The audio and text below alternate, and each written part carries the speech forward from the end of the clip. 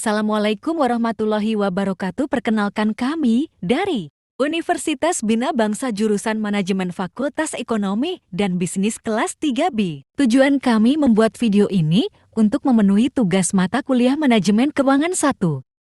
Sebelum ke materi, perkenalkan terlebih dahulu anggota kelompok kami. Pada kali ini, kami akan menjelaskan materi mengenai penganggaran modal atau capital budgeting. Apa itu penganggaran modal?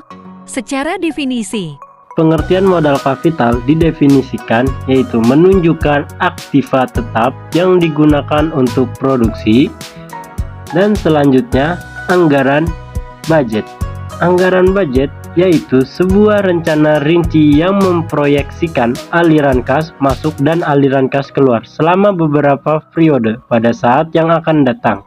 Jadi penganggaran modal atau capital budget itu adalah garis besar rencana pengeluaran aktiva tetap serta proses evaluasi dan pemilihan investasi jangka panjang yang konsisten terhadap maksimalisasi tujuan perusahaan.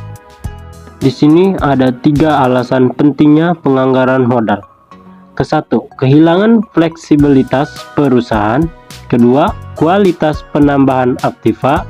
Ketiga, pentingnya pengeluaran modal. Selanjutnya, ada tahap-tahap penganggaran modal.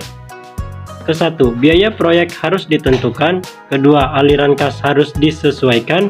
Ketiga, resiko dari aliran kas proyek harus diestimasi. 4. Menentukan biaya modal yang tepat untuk mendiskon aliran kas proyek. 5. Aliran kas masuk yang diharapkan digunakan untuk memperkirakan nilai aktiva. 6. Nilai sekarang dan dari aliran kas yang diharapkan dibandingkan dengan biayanya.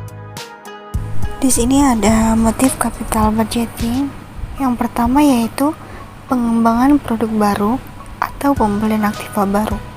Yang kedua, pengurangan biaya dengan mengganti aktiva yang tidak efisien. Yang ketiga, modernisasi atas aktiva tetap. Selanjutnya, jenis investasi. Investasi dapat diklasifikasikan menjadi 4 golongan, yaitu yang pertama, investasi yang tidak menghasilkan laba. Yang kedua, investasi yang tidak dapat diukur labanya. Yang ketiga, investasi dalam pergantian equipment. Yang keempat, investasi dalam peluasan usaha. Yang selanjutnya ada jenis proyek. Jenis proyek ini ada 2.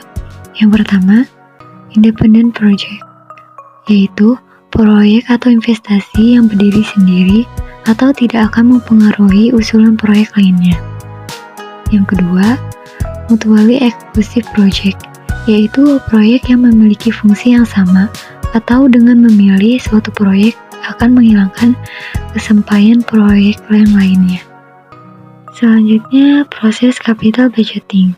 Proses capital budgeting ini ada 5 langkah yang saling berkaitan, yaitu yang pertama pembuatan proposal, yang kedua kajian dan analisa, yang ketiga pengambilan keputusan, yang keempat implementasi, yang kelima follow up atau tindak lanjut.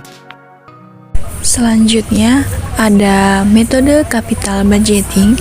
Yang pertama, payback period. Yang kedua, net present value (NPV). Yang ketiga, accounting rate of return (ARR). Yang keempat, ada profitability index (PI). Selanjutnya, payback period merupakan target waktu yang dibutuhkan oleh perusahaan untuk mengembalikan investasi awal yang diperhitungkan dari cash inflow. rumus payback period yaitu payback periode sama dengan investasi awal dibagi arus kas dikali 1 tahun. Jika payback period lebih besar dari umur ekonomis, maka investasi ditolak. Jika payback period kurang dari umur ekonomis, maka investasi diterima. Yang kedua, net present value, yaitu metode yang memberikan pertimbangan nilai waktu uang dan memilih dengan mencari nilai yang lebih tinggi. Yang dimana rumusnya seperti ini. NPV sama dengan PV project dikurangi PV utilized. Jika NVP positif, maka investasi diterima. Jika NVP negatif, maka investasi ditolak.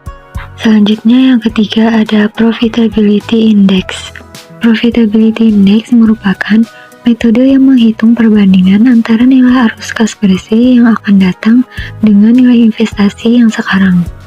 Rumus Profitability Index yaitu Profitability Index sama dengan PV Project dibagi PV Utilize. Jika Profitability Index lebih besar dari 1, maka investasi diterima. Jika Profitability Index kurang dari 1, maka investasi ditolak. Dan yang terakhir ada Accounting Rate of Return atau ARR. Metode ARR ini menentukan beberapa return rata-rata dari suatu investasi tanpa memperhatikan timing kapan cash flow tersebut diperoleh. Metode ini hanya didasarkan atas laba akuntansi dibagi dengan investasi. Rumus Accounting Rate of Return yaitu ARR sama dengan E tinggi dikali 100% dibagi PV Utilize. Di sini ada contoh soal mengenai penganggaran modal.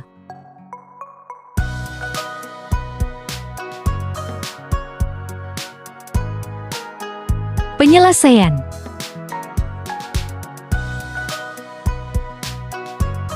Penyelesaian menggunakan metode payback period. Penyelesaian menggunakan metode Profitability Index. Penyelesaian menggunakan metode Counting Rate of Return. Yang terakhir penyelesaiannya menggunakan metode NPV. Jadi, kesimpulan dari materi ini adalah penganggaran modal adalah garis besar rencana pengeluaran aktiva tetap, serta proses evaluasi dan pemilihan investasi jangka panjang yang konsisten terhadap maksimalisasi tujuan perusahaan. Investasi modal ini berkaitan dengan penggunaan dana kas untuk mendapatkan aktiva operasional yang akan membantu memperoleh penghasilan atau mengurangi biaya-biaya di masa yang akan mendatang. Terima kasih telah menonton video ini. Wassalamualaikum warahmatullahi wabarakatuh.